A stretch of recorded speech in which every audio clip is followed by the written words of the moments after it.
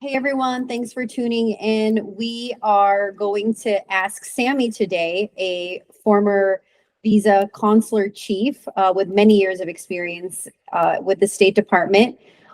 Why are US visa interview slots not available? Or what light can you shed on visa interview slots? Well, visa slots have always been high in demand. With the pandemic, there's even a more increase, a larger demand for visa appointments. They're taken up by individuals such as yourself, applicants, and also companies and organizations who are in the visa preparation business. So they're being taken up on a frequent basis right when they're open. And I suggest that you check frequently to see if there's one that meets you and your needs. Right. So you're saying that they open up sporadically, and in order for someone to get a visa slot, your recommendation is to simply check frequently. Check frequently, but check at different times. So if you check the first time in the morning, check again later, let's say in the evening or on a different day, because each place is very different and their strategies might also be different as well. But visa appointments are usually opened up different times to give other people the option who may be on a different cycle. And who opens up visa appointments? Visa appointments are opened up by the actual visa unit themselves, not by the contractor, but by the actual staff who are in the visa section and directed by the visa manager, of course.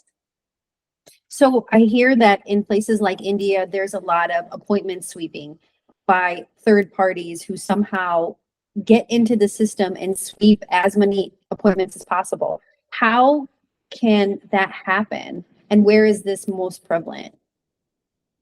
This is prevalent in India, as you mentioned, and also in places such as China and Mexico, places where there are a lot of consulates.